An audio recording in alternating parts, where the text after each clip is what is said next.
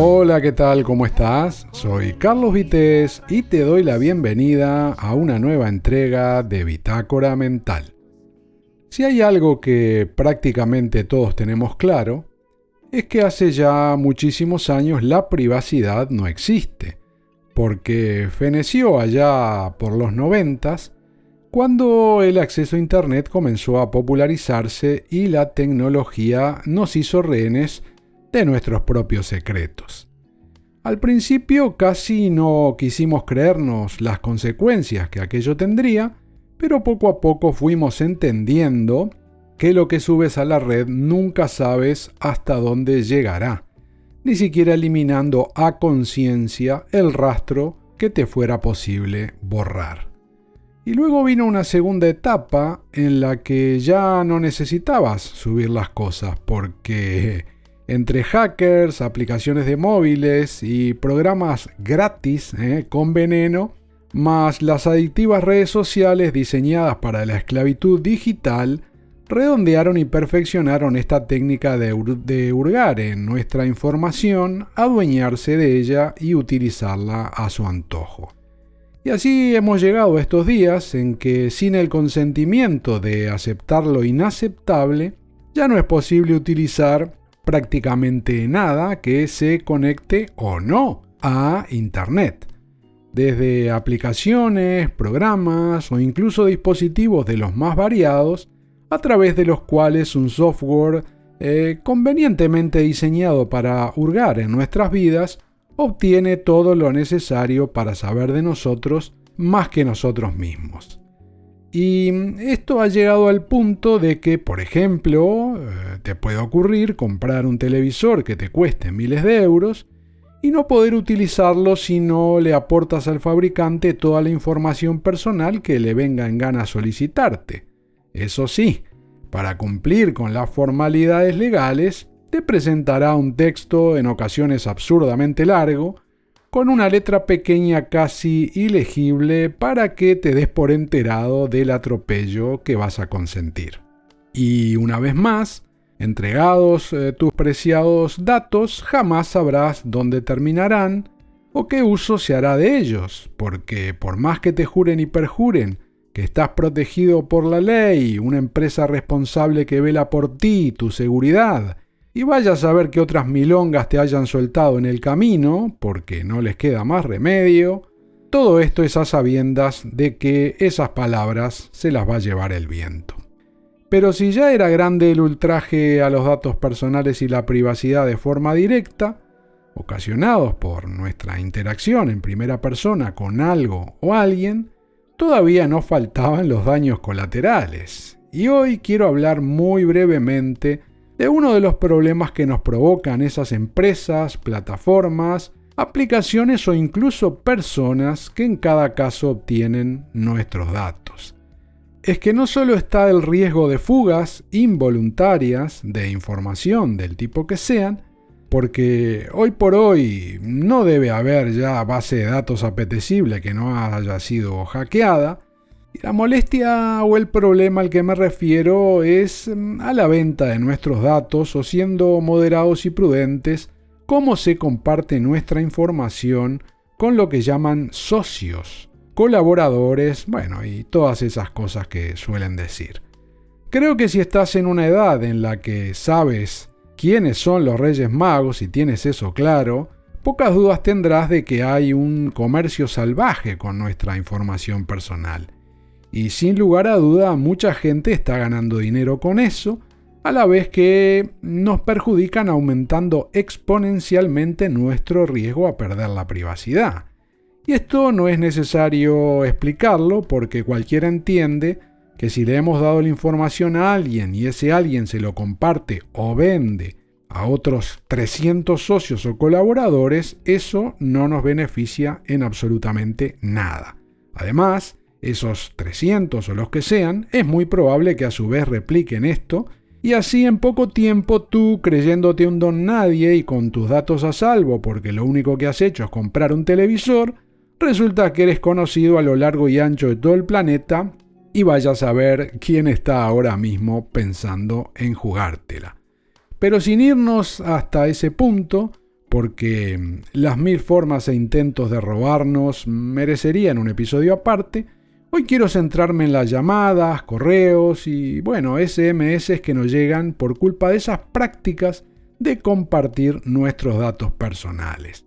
Y ya sé que en la letra pequeña de un tiempo a esta parte te dicen que lo harán, pero ya lo hacían antes y no te enterabas, así que el hecho de que ahora te informen no cambia absolutamente nada, solo que siguen abusando porque tragamos cualquier cosa con tal de que no nos quiten el chupete electrónico de turno o lo que sea que queramos conseguir en cada momento. Creo que estamos absolutamente desprotegidos en demasiados aspectos y por más que se intentan fallidamente algunos cambios, en el día a día todos somos víctimas de abusos publicitarios o intentos de vendernos cualquier tipo de cosa. ¿Cómo es posible que entregues una información a una empresa y sea utilizada por años y llegue a otros cientos de empresas o personas, vaya uno a saber, obteniendo toda esa información, vaya a saber de qué forma y con qué fin? Estaba recordando ahora mismo una vez hace muchos años que fui a un taller mecánico, un servicio oficial de una conocida marca de coches.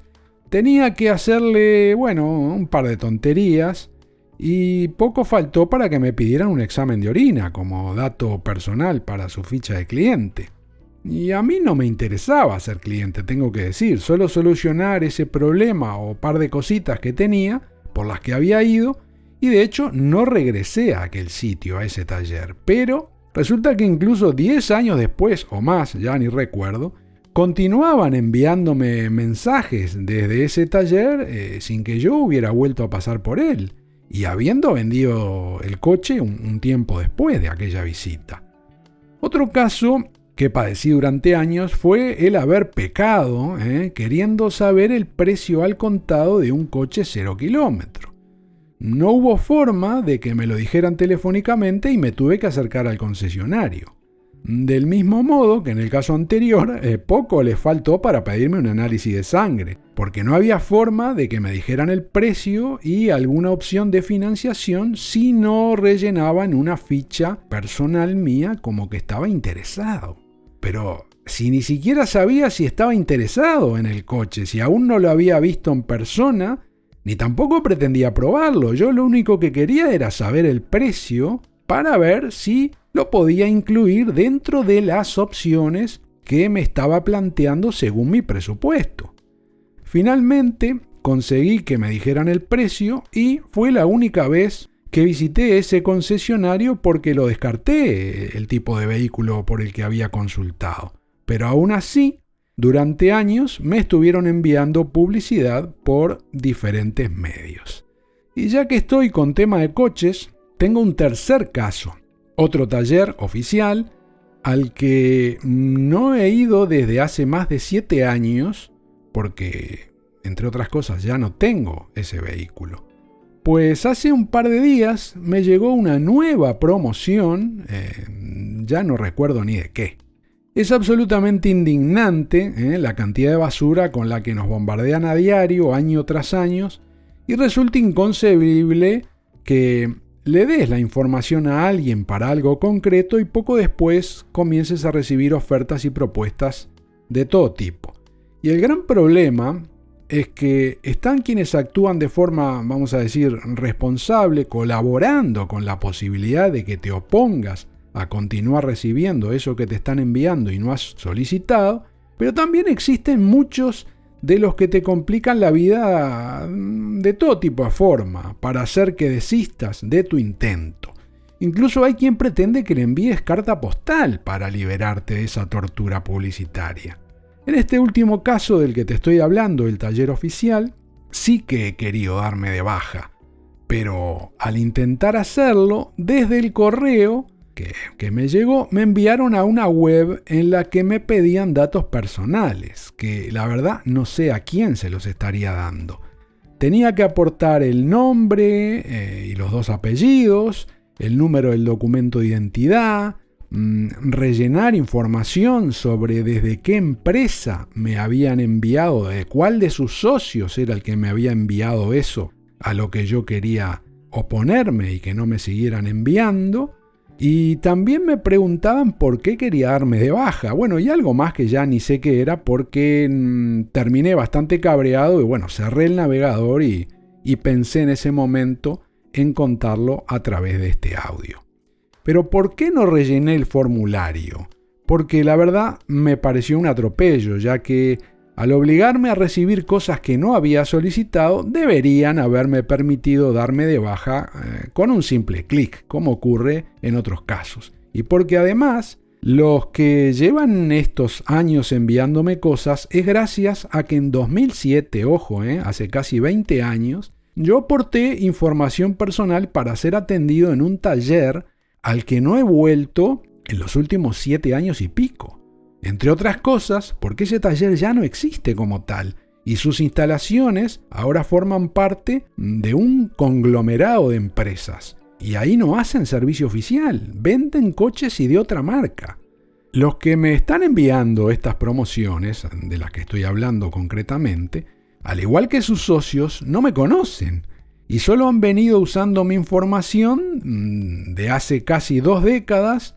Se la han compartido a todo hijo de vecino, ya me entiendes lo que quiero decir, y me siguen molestando sin la menor justificación. Y esto no se ocurre a todos cada día. Creo que no es posible que se permita que entreguemos una información en un sitio y termine en cientos de sitios desde los que te ofrecen cosas y comunicaciones a las que nunca te suscribiste, pero te cuesta horrores darte de baja. Y lo peor es que esto no tiene fecha de caducidad. Es inaceptable que casi 20 años después, o en otros casos aún más, continúan enviándote cosas como si fueras un cliente activo, incluso cuando nunca lo has sido. Debería haber un consentimiento renovable anualmente, como ocurre con otras cosas, y sin él lo lógico sería que se eliminara automáticamente toda esa información que tienen, depurándose las bases de datos o como mucho con la salvedad del sitio original al que le hemos aportado voluntariamente esa información. Como están las cosas hoy, ya hay muchos sitios en que no quieren ni darte un ticket impreso. Pretenden que les des información personal, como mínimo un correo, en el que luego te envían esa información y que también aprovechan y se lo comparten o se lo venden a otros miles de personas o empresas que te van a hacer llegar después todo tipo de basura a la que en muchos casos no te vas a poder oponer o para sacártelo de arriba va a ser bastante complicado. En resumen, esto es otro de los tantos atropellos en los que vivimos actualmente en España, Europa y el mundo. Ese mundo que no se construye solo, lo hacemos cada día con nuestras acciones o también inacciones, ojo, que van marcando los límites y las reglas del juego. En definitiva, nuestra forma de vivir en sociedad, y si no nos respetamos primero a nosotros mismos, no podemos esperar que lo hagan desde fuera. Y hasta aquí la entrega de hoy de Bitácora Mental. Muchas gracias por tu tiempo al escuchar o leer este contenido y te espero en el próximo.